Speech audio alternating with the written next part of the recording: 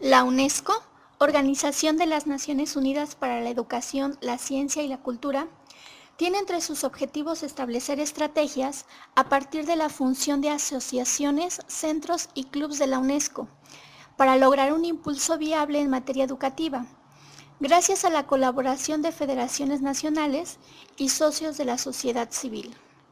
Uno de ellos es el INEDE, el Instituto de Evaluación y Desarrollo Educativo, SC, organismo que hace uso integral de la tecnología para lograr una aplicación innovadora del proceso de enseñanza-aprendizaje. Su misión: evaluar los sistemas educativos a partir de programas de capacitación para lograr el desarrollo de las personas y las instituciones responsables de los procesos de enseñanza-aprendizaje. Su visión: promover la mejora continua de las personas y los sistemas escolares, crear alianzas que compartan el principio rector, educación para la paz. Para conversar al respecto a la relación que existe entre la labor del INEDE y la imagen docente, nos encontramos en su sede de la Ciudad de México, ubicada en Los Reyes Iztacala, Tlalnepantla, para entablar una charla con el doctor Enrique Rentería Castro, director general del INEDE, presidente de Clubes UNESCO COMCE y vicepresidente de la Federación Mundial de Clubes UNESCO de América Latina y el Caribe, y encargado de monitorear el cumplimiento efectivo del objetivo y misión del INEDE. Buenas tardes, doctor Enrique. De antemano, agradecemos el tiempo que nos concede. Es un honor para la revista Cuxcabal contar con su presencia y amplia experiencia. Si usted me lo permite, iniciaré con una pequeña introducción para adentrarnos en el tema que hoy nos reúne. El vocablo imagen nos transporta a distintas representaciones. En esta ocasión me llegan tres a la mente. La primera nos lleva a una definición: conjunto de características que representan a una persona o profesión. En el teatro, por ejemplo, la imagen constituye el estereotipo, determinado como una serie de características sociales atribuidas a un individuo o a un grupo social, mismas que se transforman en el tiempo y en el espacio, no solo en lo físico, sino también en su eticidad. Estas características dan origen a la sátira o a la farsa, donde se caricaturizan o representan con ironía los comportamientos humanos. Otra mirada es la de la biología, en específico la genética. Ella describe un conjunto de características visibles que son el resultado de la interacción entre el genotipo y el medio. Como podemos ver, la imagen es significativa en nuestro entorno porque constituye la forma en que nos representamos y somos vistos en la sociedad. Lo anterior antecede la relevancia del tema que nos reúne: imagen docente, por ser la carta de presentación de una de las actividades sociales más importantes de la humanidad y que, lamentablemente, ha caído en detrimento. Los golpes propiciados respecto a este tema vienen, como en una pelea de box, por todos lados, incluso son autoinfligidos.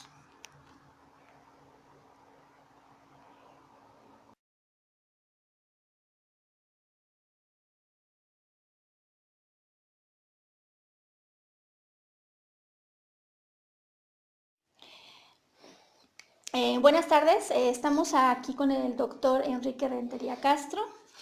El doctor es director general de INEDE Clubes UNESCO y vicepresidente de la Federación Mundial de Clubes UNESCO de América Latina y el Caribe.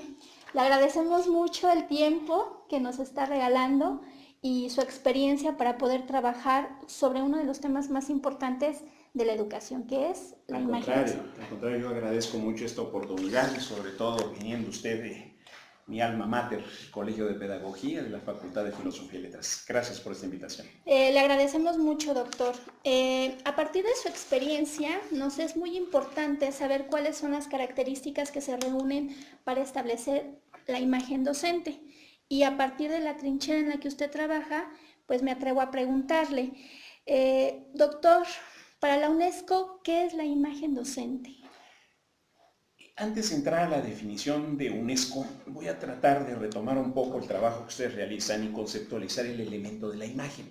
Suena muy abstracto hablar de una imagen docente cuando tenemos que entrar al terreno de capacitación, formación, habilidades, competencias, etcétera, etcétera. Pero me parece muy idealista, muy utópico y muy propositivo el hablar de una imagen. Y si hablamos en el ejemplo que ustedes dan de una obra de teatro, un escenario, si el docente en el contexto social es un actor que de acuerdo a su personalidad, a su lenguaje, a sus aspiraciones, a su cultura, van consolidando una imagen hacia la población. Y es una autoridad, la parte importante es una autoridad definida como mismo Aristóteles lo señala en su tiempo. Se requiere, ¿verdad?, de ese conductor de niños, de una habilidad, de una autoridad, un saber que le garantice prácticamente la confiabilidad, la certeza del docente para poder guiar un proyecto. Y yendo a esa parte, indudablemente el trabajo que ha realizado la UNESCO para consolidar esta imagen del docente, y habla directamente de su formación, de sus condiciones laborales, surge en el año 1966. En 1966 hay un documento, un libro, que es la recomendación relativa a la situación del personal docente, que se hace de manera internacional. En 1966 una conferencia intergubernamental. Posteriormente, en el 68, Jan Thomas publica un libro que se llama Maestros para la Escuela del Mañana. Muy interesante revisar ese libro porque en 1966 la UNESCO ya realiza prácticamente en esta reunión, junto con la Organización Internacional del Trabajo, analizar 7 perspectivas importantes en la formación del docente. 1, determinar qué es la educación hoy, como ha sido, hablamos del 66, hacia el mañana. Lo menciono como tal porque es muy curioso cuando uno lee ese libro editado en el 68, que hay una parte cuando habla del uso de las nuevas tecnologías, que uno revisa, ¿verdad? Ellos hablaban de la televisión, hablaban de la radio, ellos hablaban de utilizar un pizarrón para poder hacer una expresión gráfica de un tema, algo así. Y lo hacían prácticamente, la máquina de escribir, hablaban como un recurso didáctico para utilizarse en el salón de clase. Y muy interesante porque indudablemente motivaban a los gobiernos a invertir en ese tema y desde luego ir buscando un punto que era importante en ese tema. Hablaban del malestar del personal docente y que se daba mundialmente, esto fue algo mundial en el año 1958, una rebelión que se ha dado históricamente entre todas las naciones, los trabajadores contra el gobierno, concretamente en 1958, sabemos en nuestro México, Demetrio Vallejo, los ferrocarrileros, telegrafistas, el trabajo de los docentes en esa época, el maestro José Otón, que trata de buscar este proyecto como una, no confrontación, sino un exigir al gobierno derechos, prestaciones, salario, maternidad, todo ello que lo retoma hasta el 66 la UNESCO y lo hace prácticamente, diríamos, una observancia, una recomendación obligatoria. Indudablemente este es el inicio prácticamente de este proyecto, de lo que sería la imagen que tiene la UNESCO del docente. Lo que usted nos menciona es muy interesante porque, como podemos ver, debatir en la imagen no es algo nuevo, ¿no? Es algo que pareciera que es un tema contemporáneo, pero en realidad no lo es, ¿no? Es algo que siempre se ha mantenido. Doctor, y al respecto, ¿qué papel juega el docente en el siglo XXI para la UNESCO? Muy bien. Ahora, aquí, antes de llegar a esta apreciación del siglo XXI, hago una consideración sobre estos 2 instrumentos normativos que existen por la UNESCO. Este ya lo mencioné hace un momento, que es precisamente esta conferencia internacional convocada por la UNESCO en cooperación con la Organización Internacional del Trabajo, y posteriormente en el año 1997 se realiza nuevamente retomar este proyecto para la educación, y ahí se incluye ya el trabajo de la enseñanza superior, Ahora, aquí indudablemente en este trabajo de los docentes, durante este periodo del año 66 hasta la fecha, se van generando diferentes espacios, diferentes escenarios que van considerando toda esta parte, incluso una misma acusación hacia los sistemas educativos. 1970, recordemos en el 70 que se realiza en el caso de México un fenómeno muy interesante, un pedagogo italiano, Ivan Illich, se le ocurre prácticamente tratar de hacer exámenes a algunos adultos demuestran que no saben, que están reprobados, y toma un libro, ¿verdad?, de un programa de estudios de educación primaria, una fracción común, una multiplicación, una raíz cuadrada, X ejercicios, análisis de un enunciado. Posteriormente interroga a distintos profesionistas y les pregunta si lo que han aprendido en su carrera, en su profesión, lo aprendieron en la universidad, en la escuela, o lo aprendieron en la vida diaria. Lo que sabemos, ¿verdad?, la distinción entre la educación formal, la no formal, la informal. Sorprendentemente este resultado impactó, de ahí se generó, junto con otros autores, un elemento que se hablaba de la muerte del sistema educativo, porque él concluye, dice, bien señores, hay que invertir en otro sistema de enseñanza porque que se tiene no sirve, la gente aprende en su experiencia y no en la universidad, no en la escuela. Se gasta mucho dinero en la escuela, no consolida prácticamente estos aprendizajes en esa época, no se hablaban de competencias. De ahí incluso en la UNESCO, el profesor Faure coordina este proyecto y se genera la Comisión Faure, porque indudablemente a partir de 1970, lo que hoy vivimos en el siglo XXI, lo que se vivió en las reformas mundiales de los 90, se empieza a gestar a través de esta reflexión en la UNESCO en ese año, 1970. Cambiar ese sistema de transmisión frontal del conocimiento, memorización, repetición, etcétera, por un sistema educativo más participativo, más cooperativo, diríamos, una transformación completa de lo que sería ese proceso de enseñanza-aprendizaje. Y de ahí prácticamente surge esta Comisión Faure, este proyecto, y surgen, lo sabemos, ¿verdad?, a partir del año 90, el informe Jacques Delors, otras reuniones que se van realizando en Dakar, las conclusiones en Dakar, en otros países que van asumiendo prácticamente una reflexión para poder ver qué se hace con los sistemas educativos. Se reforman, se reestructuran, se proponen nuevos métodos de enseñanza-aprendizaje, pero lo más importante sigue siendo permanente rescatar la figura del docente. La rescatan prácticamente. Y propiamente entramos ahorita ya al siglo XXI y sabemos en esta reunión importante que se realiza en Corea, Incheon, 2015, en donde retoman toda esta investigación, toda esta propuesta, y ahí hay dos vertientes importantes en este proyecto para el docente siglo XXI.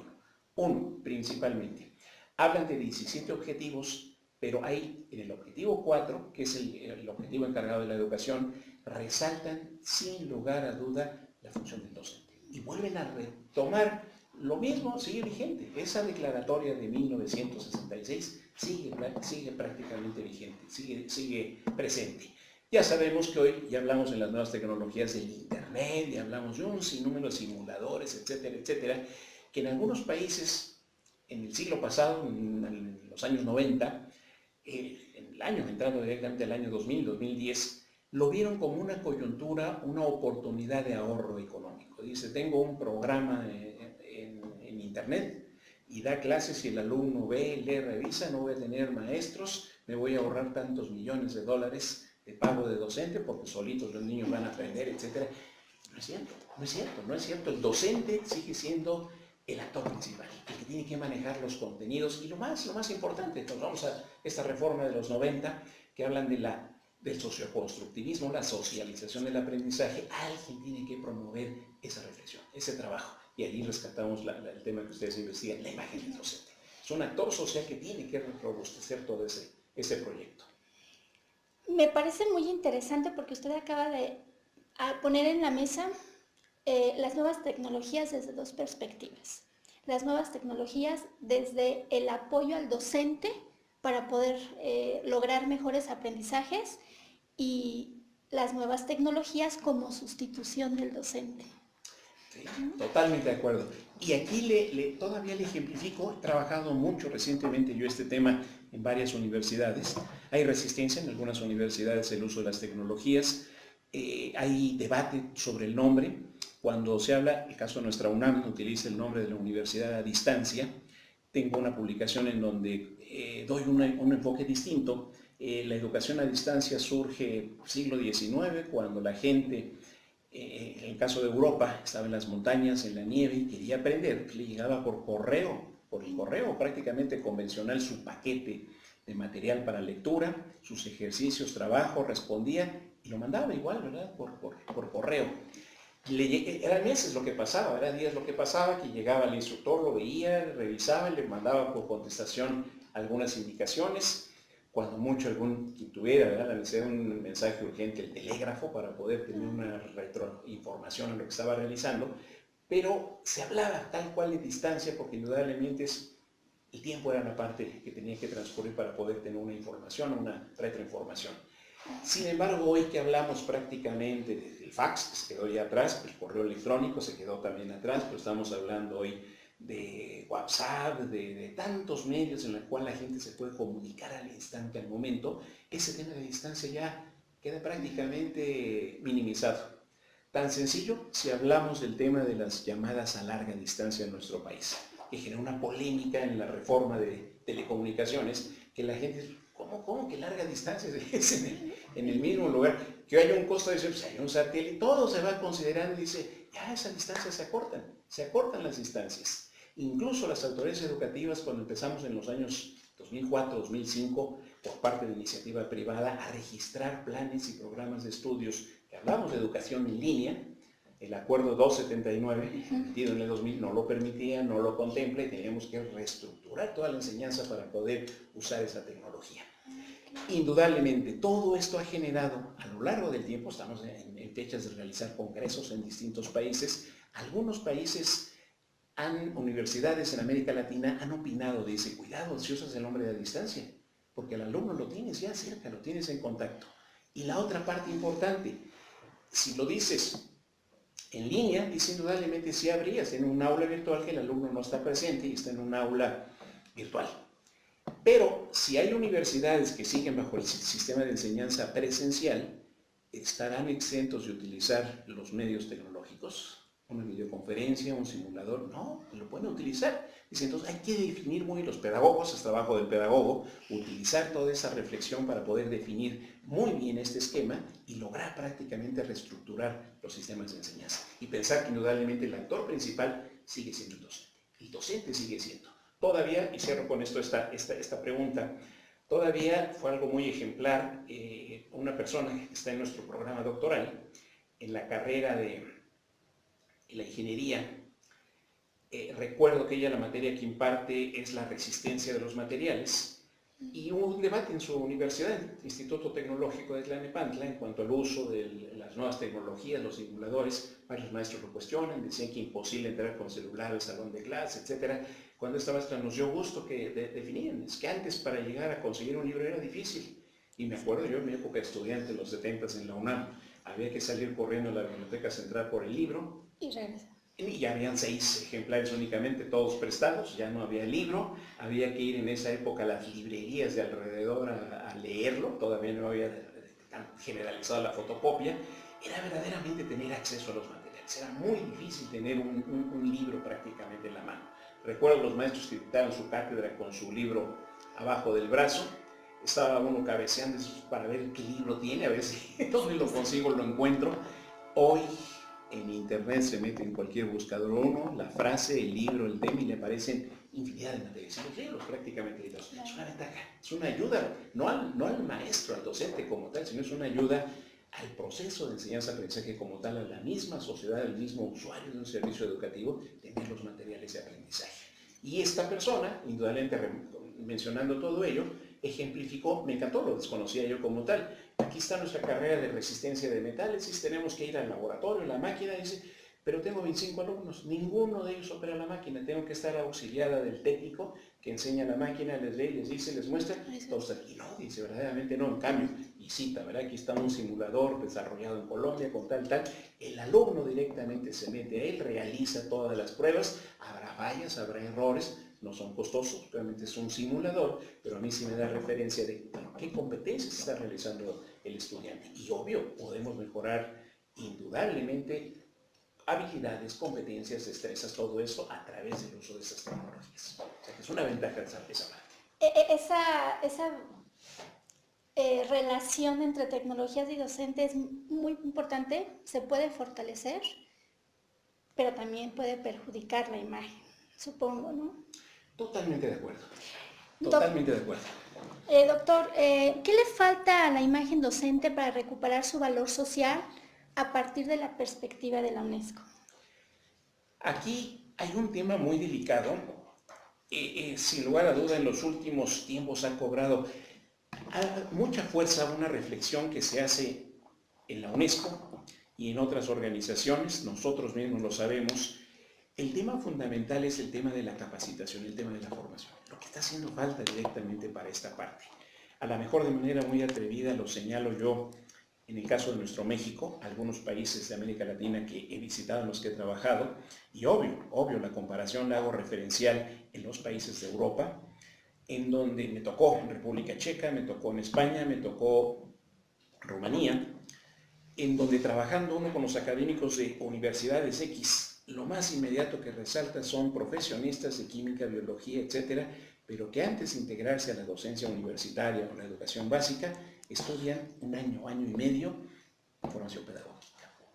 Hablar con este grupo de académicos en un trabajo de academia es gratificante porque saben que estamos hablando de un objetivo de la planeación del trabajo y entendemos muy bien.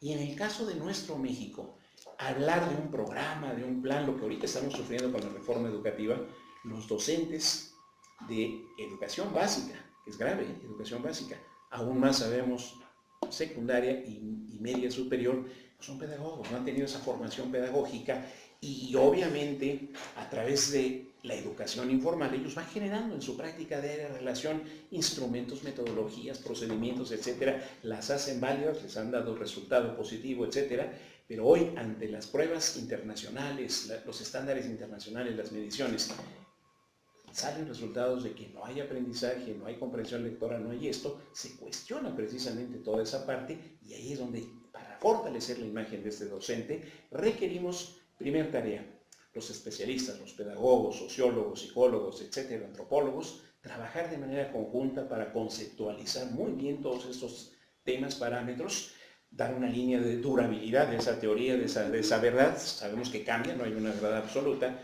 pero no podemos estar cambiando el concepto de una carta descriptiva, de un plan de clase cada administración o cada ciclo escolar, porque obviamente en las juntas de academia los docentes discuten más si se llama tal, se llama tal, se llama tal, y jamás aterrizan en dar una clase de manera excelente. Entonces, esa es la tarea que se necesita. Conceptualización y posteriormente la formación que tenemos que hacer con nuestros docentes para cambiar esa imagen.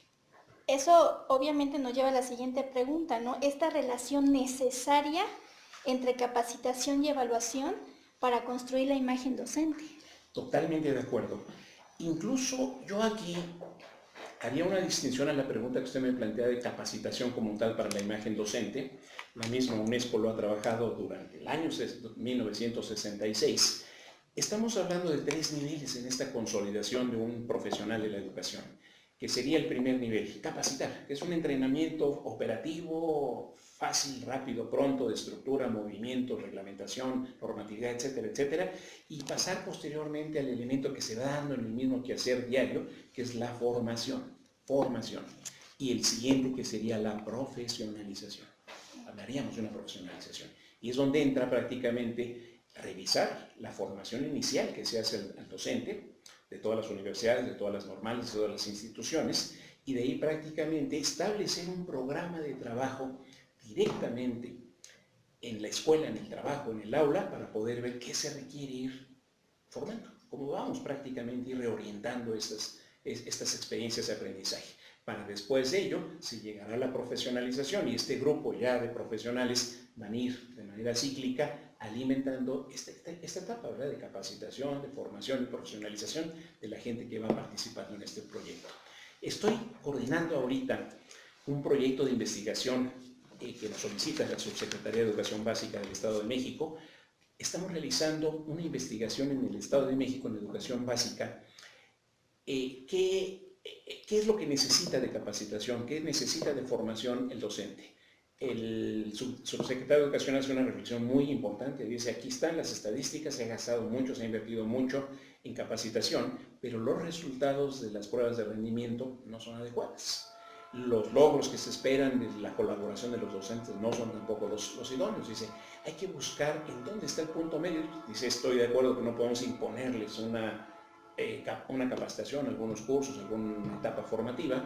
Tenemos que conciliar también con ellos qué desean aprender, qué les motiva, cuál es su vocación prácticamente para seguir profesionalizándose, salir a esa parte de la profesionalización. estamos investigando qué es lo que necesita de capacitación el docente. Y de ahí incluso hemos platicado con otras organizaciones. Existe también, sin lugar a duda, entre muchos de estos profesores, el no dominar su materia al 100%, y esta es una debilidad, lo sabemos en el caso de lectura de comprensión, matemáticas, que si un maestro no domina las matemáticas, mal enseña las matemáticas, frustra indudablemente a todos los estudiantes en el desarrollo de ese proyecto. Entonces, ese sería el proceso que entendemos nosotros. La evaluación.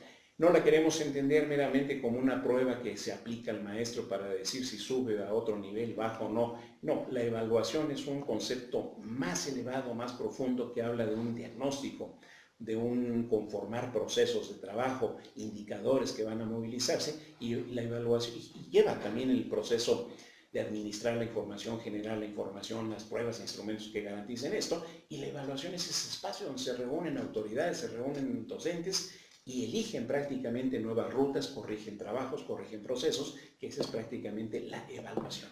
Reconsiderar prácticamente hacia dónde van generando mejoras en ese proceso educativo. Y tiene que ser de manera permanente incluso este proceso. Sí, de manera permanente y no punitiva. Eso es no muy punitiva, importante. Exactamente, sí. Doctor, como director general de INEDE, ¿cuál es la visión que tiene? Podríamos decir para 5 años. Para 5 años. Muy buena pregunta y totalmente inmediata, ¿verdad? Que tenemos que concretar, hacer una tarea ya que está en puerta. Aquí, atendiendo nosotros los retos que hay actualmente en nuestro país de la reforma educativa, el fracaso, no esta reforma que ha tenido por lo punitivo de la evaluación del docente, etcétera, porque me apasiona el tema, lo sigo yo desde la reforma educativa del año 73, cada uno de los años he seguido, he cuestionado que lo más inmediato, recuerdo yo siendo director de una escuela secundaria en el año 2006, el nuevo plan de estudios se daba a conocer de manera escondida para que no hubiera confrontación. No, al contrario, el plan de estudios lo generan también los docentes y participan en él y se da a conocer de manera experimental o piloto. Aquí está, señores, trabajenlo, dejo pasar un ciclo y a ver, retomamos ideas. Y lo más importante, dejó avanzar los resultados de ese plan de estudios. 1992 hubo una reforma muy importante en los programas y planes de estudio, pero no hubo nunca un momento de reflexión, de evaluación, para poder decidir, corregir y mejorar. Y analicen ustedes, a partir del año 92 y hasta nuestras fechas, se han realizado, improvisado cambios de libros, cambios de programas, cambios de planes, cambios sin evaluar el beneficio que dio una u otra idea o propuesta o normatividad que se haya implementado, se va hacia otra nueva, indudablemente trastorna todo el trabajo, desorienta lo más importante al estudiante. Un alumno no ha terminado su primaria con un plan y ha sido verídico. En esa misma reforma del 92 presente estuve yo cuando director incluso en esa época de una escuela primaria. Mis respetos a ese niño y a ese maestro que interpelaron al presidente de la República, ganaron primer lugar, fueron a Los Pinos a su medalla, etcétera. Pero obviamente le contesta muy respetuosamente el maestro al presidente. Dice, doble honor de nuestro alumno que ha sido premiado. Dice, porque estuvimos trabajando con 3 programas. El vigente, el que tenemos vigente, el plan emergente que establece el secretario de Educación Ernesto Zedillo, y lo que empezamos a trabajar en el plan piloto de Manuel Bartlett que generó. Y era cierto, es una generación de un año, 3 años. Estuvieron trabajando con 3 programas distintos, que no había una unificación prácticamente en ese criterio, en esa normatividad. Aquí estamos hoy en ese tema. ¿Qué pretende el INEDE? Primer punto que pretendemos, conceptualizar el trabajo no de docente, de docencia. Docente es aislado y vamos a decir, eso es punitivo, eres tú. No. El trabajo es en colectivo, es de docencia. Y es la autoridad educativa, es el sindicato, es el especialista en antropología, psicología, filosofía. Cada uno de ellos somos los que estamos construyendo ese proyecto educativo. Y en el aula, en el recinto escolar, el director escolar, el subdirector, el conserje, el administrador, el padre de familia, todos ellos conjugamos nuestra experiencia hacia este modelo educativo. Indudablemente, el actor principal del desarrollo de todo este trabajo es la docencia. A través de la docencia, el error en la enseñanza, en un programa, en un plan, en un ejercicio, todo debe redundar hacia un cuerpo colectivo que está integrado por esas autoridades y desde luego se toman decisiones, si es posible, cada semana, cada mes, o los consejos escolares que se realizan para poder analizar el movimiento de nuestros indicadores, los beneficios, la desviación de esos objetivos que se pretenden y desde luego tratar de aterrizarlos. Ese es el primer objetivo que tendríamos, transformar este elemento de la docencia. El segundo objetivo, que es inmediato, estamos inmediato a trabajar en ellos, a la hora de incidir nosotros como asociación civil, Clubes UNESCO, a la misma UNESCO, se nos ocurrió hacer una broma muy natural, que obviamente se hacen planes de la educación en la década, a los 10 años, y eso es calidad educativa. Y en esta ocasión la llegada fue 2014 en Lima, Perú, donde hicimos esta reunión. Posteriormente se hizo en enero del siguiente año, 2015, en Argentina, antes de llegar a esta reunión en Corea, e hicimos una autocrítica de nuestros pueblos latinoamericanos. No cumplimos las metas. Se habla a 10 años, no se cumple, bueno, una a 15, y una a 15 se extiende, no cumplimos. Esta Agenda 2030 que propone la UNESCO, que propone la Organización de las Naciones Unidas, les decíamos, no hay que esperar a que lleguemos al 2029, al 2030, no se cumplió, y ver otra vez qué plazos hacemos. Creo que sería conveniente que participáramos toda la sociedad en el análisis de esa ruta de trabajo. No dejarla hasta el final, sino avanzar en ello. La crítica que en mi caso hago a estos trabajos, a estas actividades con conocimiento de causa, regularmente cuando algún funcionario participa en estos congresos internacionales de manera anual, indudablemente no conozco, ¿verdad?, algún ministro de Educación o representante de este Ministerio de Educación de algún país que llegue y diga, señores, tengo problemas para ortografía de los alumnos, tengo problemas de mesa. Jamás llega a plantear algo así, ¿verdad? Va a pasar como tonto. ¿Qué va a hacer? Al contrario, ¿verdad? Es esto, mi plan de mejora es este, necesito retroalimentación, ese sería ideal, sería lo ideal. Nadie llega a un foro de este tipo a decir fallas, problemas, no se alcanzan. Todos llegamos a presumir, me incluyo, somos los mejores, hemos logrado y hemos avanzado, etc. Aunque, veamos, ahí está la historia desde 1966 a la fecha que no hemos logrado alcanzar algunos objetivos. De ahí que la UNESCO aprobó, para el caso de América Latina, realizar una vez al año una reunión en algunos de los países de América Latina, una sesión de trabajo en donde veamos no nada más las autoridades educativas, sino la asociación civil, los investigadores, las universidades, participar y decir que se ha logrado, que no se ha logrado y que está faltando prácticamente en ello. Estoy dirigiendo programa doctoral en el INEDE, la maestría de educación en el INEDE, en donde estamos enfocando desde un inicio líneas de investigación que impacten directamente en esta tarea. Vamos a ver qué hacer para matemáticas, qué hacer para problemas muy específicos. Sé que no es adecuado, ya va a haber críticas inmediatas hacia esto, hay que dejar que el estudiante elija, vea que el conocimiento es muy cierto, pero regularmente se improvisa, se realizan investigaciones sesgadas, etc. Prefiero yo entrar con esta metodología a abonar prácticamente en estos foros que participemos a nivel internacional con propuestas directas. Señores, hay tal problema, falta esto, falta este, y habrá quien nos la cuestione, habrá quien mejore la idea, que bueno, de eso se trata para poder llegar al 2030 cumpliendo prácticamente estos objetivos ambiciosos. Y no son educativos, sino nos vamos a los otros objetivos, el principal, el uno, ¿verdad?, que habla de cero hambre, cero pobreza, indudablemente sería una aspiración a la que todos buscamos directamente. Estamos dirigiendo sus estudios. ¿Habrá algún alumno posgrado que me diga, usted no me puede obligar a investigar esto, soy libre, la autonomía y todo? Que bueno, me va a dar una propuesta mejor que lo que estamos nosotros implementando para trabajar. Y de ahí enriquecer prácticamente este foro, esta participación, que esa es la tarea que realizamos. La otra tarea que estamos realizando ya de manera inmediata, transformar, si nosotros revisamos hoy las pruebas que se hacen a los maestros para la evaluación profesional, es contradictorio. En el discurso del modelo educativo hablamos de no repetición, no memorización, y la creatividad y la discusión, todo ese lenguaje no es nuevo, es desde los 90 que se habla prácticamente con la investigación de Jacques Delors.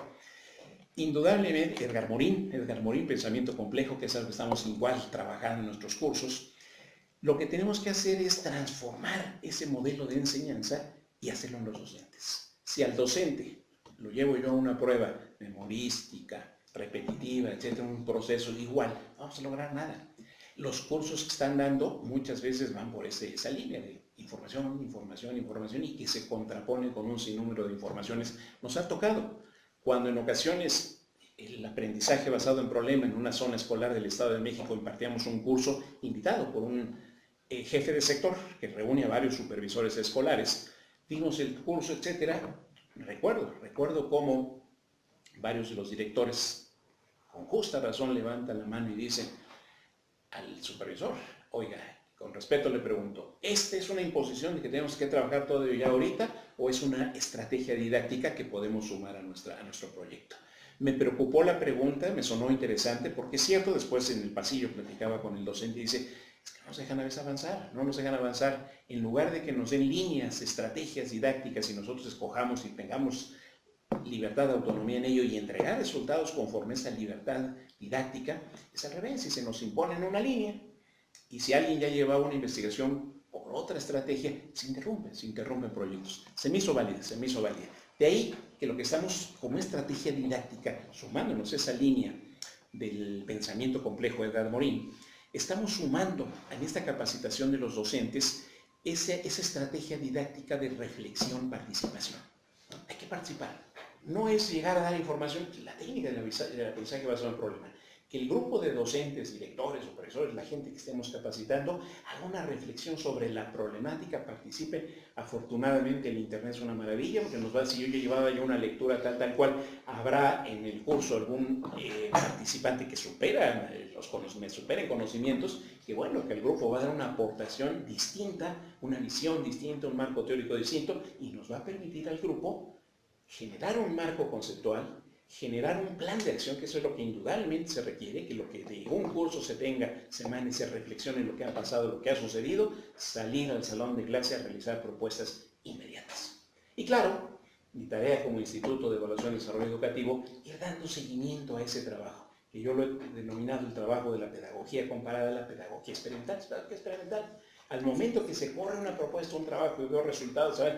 Tengo elementos para ir extendiendo esta reflexión, este análisis a otras comunidades, a otros estados, otros docentes y avanzar de manera ya concreta en el aprendizaje que queremos en nuestra sociedad. Tienen un proyecto muy grande de aquí a 5 años. De hecho, me parece que debería estar trabajándolo de forma conjunta el nuevo secretario de Educación Pública, porque sería una forma de reivindicar el sistema educativo, de reivindicar la forma en la que se trabaja y obtener buenos resultados. Esperamos eso. Hemos participado como asociación civil hoy en el INEDE, años atrás en otras organizaciones. Siempre nos interesa y debemos obviamente alinearnos prácticamente a las autoridades y acercarnos a ellos para hacer propuestas. Tengo la fortuna de hoy estar invitado yo al Consejo Consultivo del Instituto Nacional para la Evaluación de la Educación. Y ahí es donde hemos hecho un poco con estas organizaciones esta parte de reflexiones. Claro, tengo ahí mis reservas, indudablemente cada una de las asociaciones civiles tenemos distintas pretensiones, distintas aspiraciones, muy complejo, muy difícil, muy duro. Hoy, yo lo sé, es un plan de competencia tremendo con muchas instituciones y no depende de las instalaciones, no depende del capital que se tenga, sino precisamente el programa, la creatividad que se tenga para lograr esa transformación. Sobre todo hoy que se vislumbran tantos elementos, está tocando usted ese tema del nuevo proyecto de presidencia, ha generado, llevamos 15 días, 16 días, ha sorprendido al país, y no solo el país, sino el extranjero, que todavía no toma posesión el actual presidente virtual a la presidencia de la República Mexicana, y ya se están generando reuniones, acciones, decisiones, proyectos, trabajo, que es bueno. Habrá que precisamente el tema fuerte, que algunos colegas me han insistido, el tema fundamental es trabajo, generar trabajo, y el otro se requiere educación. Sea formal, informal, no formal, requerimos educar a la población para poder transformar toda la realidad. El beneficio, el dinero, la abundancia no nos va a llegar sola. Hay que trabajarlo, hay que consolidar una sociedad que genere la riqueza, que genere riqueza. Y estamos además en un tiempo, lo hago como comercial, un tiempo oportuno. Estoy coordinando a nivel internacional el próximo año celebrar 500 años de la reunión prácticamente tlaxcaltecas españoles. No verlo como derrota, no verlo como una traición al pueblo mexicano. No, estábamos divididos. Esta es hoy la oportunidad de que los mexicanos nos unamos a un proyecto, y lo que generó ese pueblo tlaxcalteca de colonizar todo el norte, todo el sureste del país, incluso hasta Filipinas, tratar de hacer hoy el crecimiento de Europa del siglo XVII y XVIII fue hecho por la cultura mexicana, las culturas originales. Es el momento de reestructurar todo ello, y en esa celebración reestructurar esta oportunidad de unirnos. Y lo estamos haciendo, porque hay lucha entre los otomíes, los mayas, los náhuatl. Oigan, ya dejemos esa parte. Hace 500 años no consolidamos nuestra defensa, nuestro proyecto de nación por esa división. Hoy es la oportunidad, hoy es la oportunidad. Es una analogía de la reivindicación del pueblo mexicano. Así es, así lo veo yo, es una oportunidad. Es una oportunidad de reivindicarnos prácticamente ante ese panorama internacional. Y la coyuntura está. Estuve yo presente en una reunión tomando este cargo de Federación de Clubes UNESCO en el Banco Mundial 2011. Recuerdo de aquellos hombres la frase, dos imágenes importantes que se daba de nuestro México. Nos toman como un país verdaderamente ejemplar. Nos han aplicado todas las pruebas, restricciones, y aprietes el cinturón y no gaste. Nos han hecho la vida imposible, y hemos sido pacientes, disciplinados y acostumbrados a esa reglamentación. Los primeros en todo este contexto en los años 80, global. Y importante, por parecer, acá está, funciona y se logra, etc. Sin embargo, cuando se hablaba, 2011, de la década del crecimiento de América Latina y principalmente de México, sí recuerdo por ahí en el pasillo otros expositores de otras naciones que cuestionaban un tema fuerte. No, dice, no va a hacer nada México, no va a lograr. Y le aseguraban y le apostaban la corrupción. El sistema que tienen de corrupción no les va a permitir crecer ni ver. Yo me asombró, me impactó, y hoy hago 2018 esta reflexión, y obviamente a través de los discursos que hace el actual candidato virtual, el presidente virtual de nuestra República Mexicana, que habla de ese tema fundamental, atendiendo corrupción, atendiendo el tema de la seguridad, se transforma. Sin lugar a dudas, es lo que nos va a permitir crecer. Ahorita que usted comenta eso, recuerdo alguna vez que en televisión salió una ponencia donde Mario Vargas Llosa decía que el problema de México es que éramos la dictadura perfecta. Sí.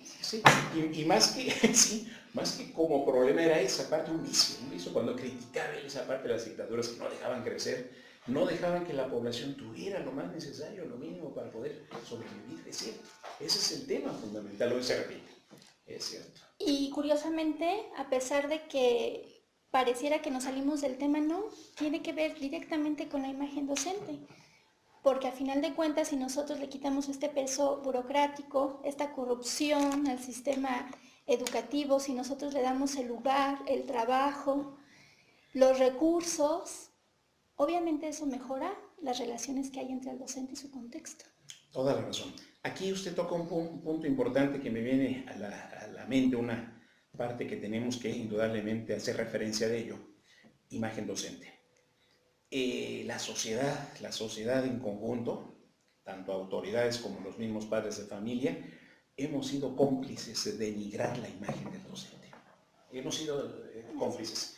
Esta revista que le comento, este libro que le comento de 1936, no por sesgar indudablemente, ¿verdad?, la forma de decir, de ser, de comportarse de la gente, pero da una imagen distinta del académico y aún del docente rural, y aún hablemos de Vasconcelos con esa visión cultural, todo ello, una imagen de respeto. Y en nuestro México, en la década pasada, en los 2 sexenios anteriores, se ha denigrado mucho la imagen del docente, se ha denigrado, se ha corrompido. Se ha visto al docente como un alborotador, como un destructor de la sociedad, que interrumpe tráfico, etcétera. Y obvio, lo más grave, algunas organizaciones que también se han prestado para ello, hacen videos, películas, anuncios, todo ello, están dañando la esencia principal de lo que puede orientar a nuestra juventud, a nuestros niños, a nuestros adolescentes. Es el docente, indudablemente, indudablemente. Habrá quizás certeza en oponerse, ¿verdad?, la forma en que realizan sus reclamos, pero hoy recobrar esa imagen, esa figura, esa autoridad ante el docente, esa dignidad, tenemos que esforzarnos mucho, porque ese es indudablemente un trabajo ejemplar, un trabajo que necesita todo el soporte. En España, en 2010, me tocó vivenciar esa parte, que en este país tuvieron que hacer un decreto, una ley general de educación para dar un cargo similar a la de juez a un docente, para que lo que él dictaminara en un salón, en una escuela, tuviera respeto y validez y aceptación por el padre de familia, porque era una cuestión ingobernable, incontrolable. Eso es muy interesante. No tenemos que llegar a eso aquí a México, no tenemos que llegar, porque además hoy los maestros dicen, no, los derechos humanos, no, y estamos trabajando, INED está trabajando en capacitación a los docentes, a los servidores públicos sobre el tema de los derechos de las niñas, los niños y los adolescentes, un tema que se ha trabajado igual desde los años 50, 40 por la UNESCO, hoy muy ejemplar, muy prácticamente en la lista de importancia del proyecto de nación, y de ahí quien va a ejercer esta autoridad, quien va a ejercer este liderazgo, es el docente. Tenemos que resarcir su imagen, dar toda la confianza, dar la importancia que este actor tiene para poder educar a nuestra sociedad. Es que es fundamental.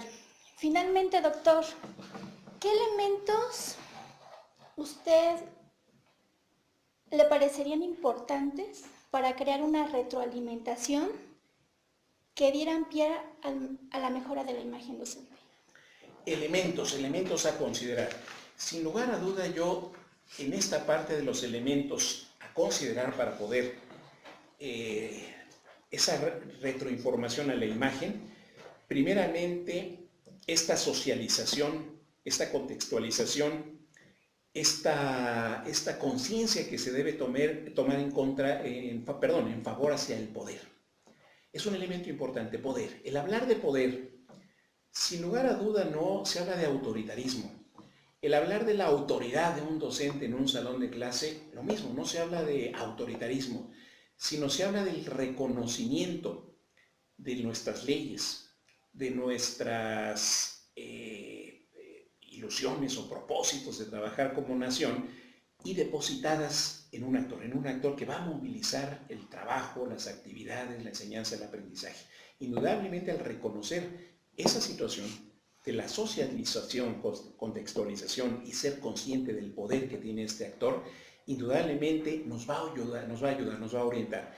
¿Y a qué me refiero? Lo ejemplifico yo directamente en un plano escolar. He sido director de escuelas primarias muchos años, y regularmente se requiere en toda escuela, la sociedad se requiere una reglamentación, una normatividad, que hoy el nuevo marco de los derechos de niñas, niños y adolescentes nos orienta hacia la construcción de esta normatividad, no un reglamento escolar, sino la elaboración del plan de convivencia escolar con los padres de familia, muy bueno, muy democrático, muy propositivo, pero indudablemente nos habla a respetar el derecho del prójimo. O sea, cada quien, mis derechos encuentran un límite cuando es el derecho de mi semejante, de mi prójimo.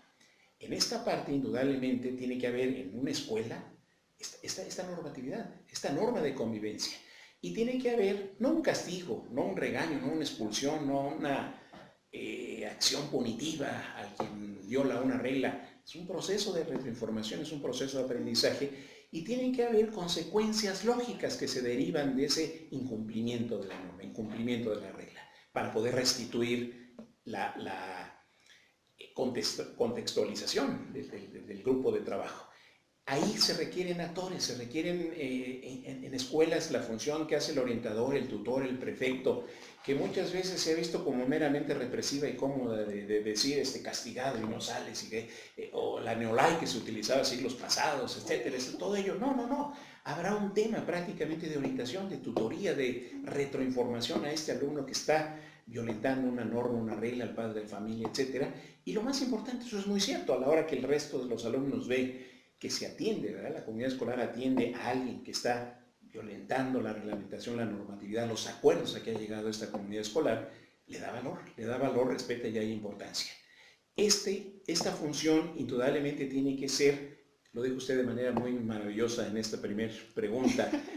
Un teatro es como el teatro del escenario. Es eso, la escuela es un teatro en donde habrá un actor que es el malo, el lobo, el inspector, el que fiscaliza, etcétera. Y ya por propia regla, yo lo recuerdo con algunos amigos, algunos colegas que les tocaba tomar esta parte.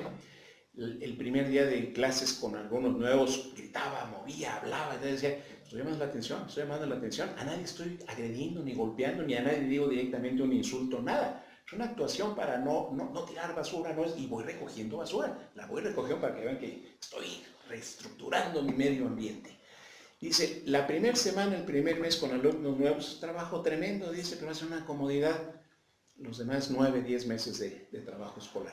Porque a la hora que salgo de mi oficina y voy al pasillo, me ven los niños, solitos empiezan a recoger papeles, ya es la presencia prácticamente, ya es una norma de comportamiento. Dice, y habrá otro, en este escenario, habrá otro docente que sale con el balón de fútbol a jugar, con el ajedrez, con eso, o sea, es una actuación en donde cada quien vamos asumiendo un rol. Esta es la parte a que me refería del poder, de la socialización, de la contextualizar lo que queremos de una sociedad ejemplificado en la escuela. Indudablemente, liderado, ejemplificado por los docentes. Ese es el primer elemento, el que buscaría como fundamental.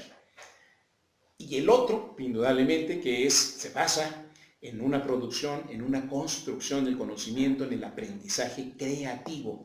Y ahí remato prácticamente con lo que nos ha propuesto Edgar Morin. No es un acabado ya de una sociedad, no es una norma ya dada, dictada, final, no. Es complejo. Hay que verle la parte contraria, el que no se logra. Todas esas dificultades integradas en esta resolución del problema es lo que permite avanzar a una escuela, a un salón, a una sociedad, sobre lo que es como un elemento importante para poder hablar de una mejora y, lo más importante, restituir este elemento que estamos hablando, la imagen del docente, Hay niños que dicen, tengo un problema X, me vendieron droga, me dieron esto, golpeé esto, violé a una niña, etcétera, etcétera. Se acercan en la escuela a un docente. Él es X rol que jugó. El programa de tutoría, es el programa de capacitar al docente para ello. Y ahí sí, cuando se le acerca un niño, le jala el saco y le llora o le dice, me urge hablar, o le grita, ¿verdad? Me urge hablar contigo y todo. Sí, urge, sí, lo escucha, ya escucharon, ya es la fórmula mágica para decir, hay interacción, me interesa tu problema, y no crece. A lo que hoy vemos en algunas naciones, ¿verdad? Hay algunos politólogos o algunas autoridades de gobierno de otros países que dicen, armas a todos los demás para que ataquen cuando alguien usa un arma. No son las armas, sino es esta parte de la conciliación. Es un elemento importante. Socialización. Me encanta la forma en la que usted habló de autoridad. Gracias. La autoridad es el ejemplo. Ese es el ejemplo. El problema es que cuando dejamos de ser un ejemplo, nos volvemos autoritarios. Exactamente. Y eso aplica a todos los contextos, obviamente, pero en el educativo, en donde el docente contribuye en la formación de individuos y no solo en la instrucción, es fundamental, ¿no? Otro aspecto que me pareció bien importante es el tú aprendes, pero yo también aprendo. Es una responsabilidad docente, no nada más el que yo te voy a enseñar algo, sino que para poder enseñártelo bien, tengo que yo aprender, que ese es otro factor que me pareció muy, muy interesante. Otro aspecto que yo creo que es importante es el darle el valor a la urgencia del otro. El ejemplo que usted nos dio ahorita, ¿no? Si un niño tiene una urgencia que a lo mejor para los adultos no es relevante, lo hacemos a un lado, ¿no? Y no, sí es importante, vamos, yo te atiendo, eso es magnífico, ¿no? Porque eso es parte integral de esta imagen docente, yo creo, ¿no? Todos somos importantes. Exactamente. Y de ahí ese elemento que hoy se entiende de los derechos de niñas, niños y adolescentes. Ese es el punto, ¿eh? No es que un tutor, ya que venga tu papá, tu mamá y me diga con él. No es posterior. El niño, la niña, el adolescente son los sujetos directamente en los que recae ese derecho. No es un segundo. Y curiosamente esa es la finalidad, la educación para la paz. La educación para la paz. Totalmente de acuerdo. Totalmente de acuerdo. Ahí coincido con usted. Y muy cierto, gracias que usted reconoció ese tema de la autoridad. Es lo que hoy vemos prácticamente en nuestra sociedad.